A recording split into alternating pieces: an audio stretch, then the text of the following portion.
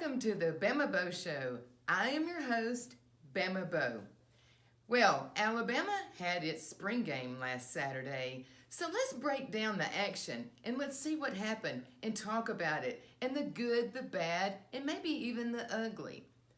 All in all, I think Alabama had a solid day, and you have to remember the playbook is going to be very vanilla, right? I mean, it's just going to be very vanilla. So we're not going to see everything on the offensive or the defensive side of the ball.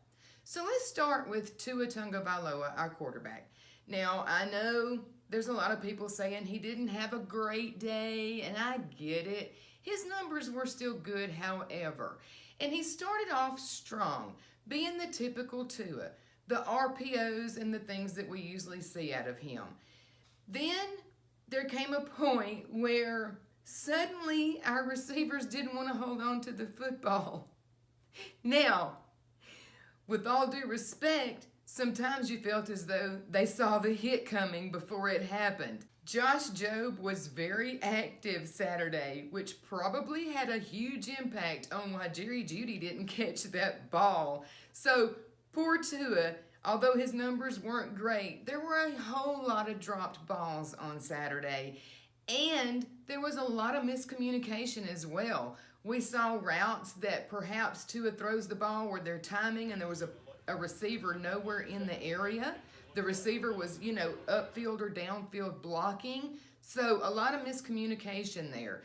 Now, we have a lot of new coaches, so let's don't read too much into that right now. Those things will settle in. After all, Tua's a seasoned quarterback.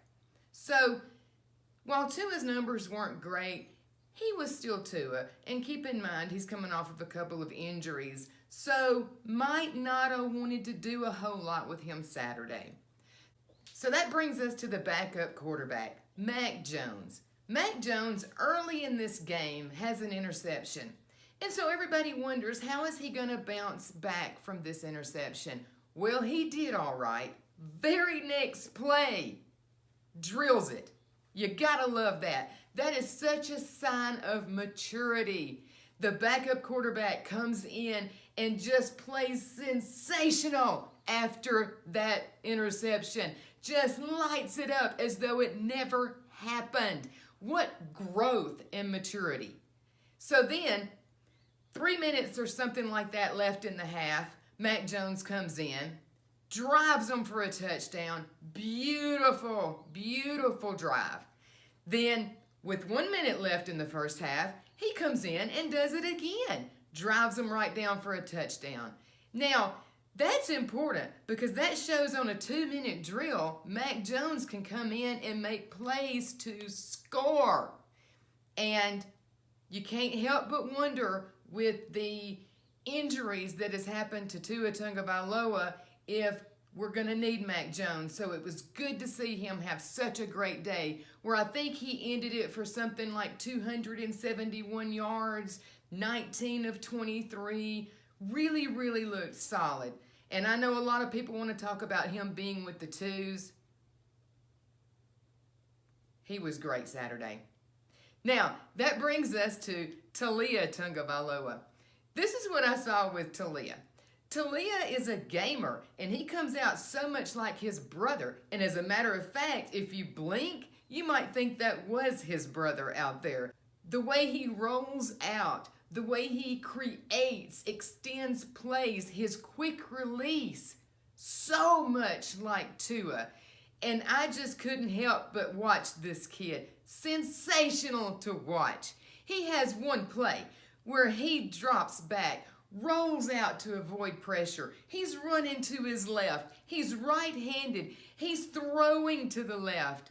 Throws a ball to the corner of the end zone where Waddle catches it for a touchdown. And while it was a great catch from Waddle, it was a beautiful pass from Thalia Thompson. And you can't help but think, this could be the future of the program, and he will do nothing but mature from here. I mean, the kid should still be in high school. It's April. He should still be in high school. That's how young he is. And to come out there and make these kind of plays, What a gamer this kid is. He's going to be so much fun to watch in the future.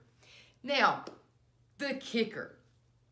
So, Will Reichard, the kid from Hoover, comes out and he makes a 43-yard field goal for the white team. The crowd erupts and goes nuts. You would have thought it was for 100 yards because, let's face it, we've set the bar pretty low for these kickers. We're not asking for a whole lot here at Alabama. We're asking for extra points and just short kicks. Hey, we'll go for fourth downs on the rest if we have to. Just give us some sure kicks and extra points. And Will Reichard did just that. That guy, he's got a leg on him. I left that game feeling a lot better about our kicking game. So, looking forward to the future with him. Our wide receivers dropped a lot of balls on Saturday, and I'm talking about the sure-handed guys. So, very uncharacteristic of this receiving corps. So, we can all just hope that they have now gotten that out of their system and will move forward and hopefully won't see too much of that during the football season. The running backs. I thought Brian Robinson had a pretty good day. Now, granted, listen, Najee Harris, you watch some of these plays, he didn't have anywhere to run. I mean, this Alabama run defense looked like the Alabama run defense of old. That's how solid they looked in this football game. There was just really nowhere to run. The first team defense wasn't giving this first team offense anything to work with. They were aggressive. They were physical.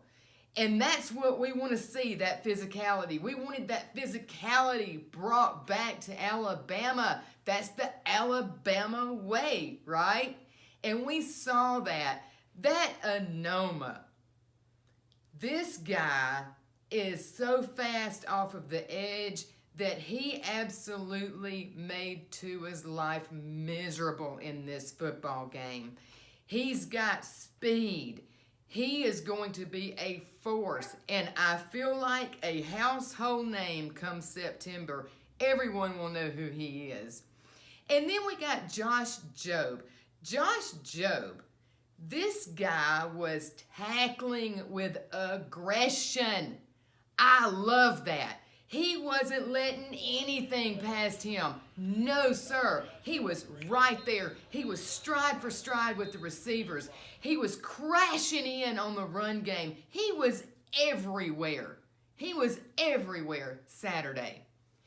And I feel like Dylan Moses had a good game. And look, all of the usual suspects played very well on Saturday. Anthony Jennings had a great day, and we expect that. Those are the guys that we kind of knew coming in were going to be great, but the guys that we kind of didn't know a whole lot about.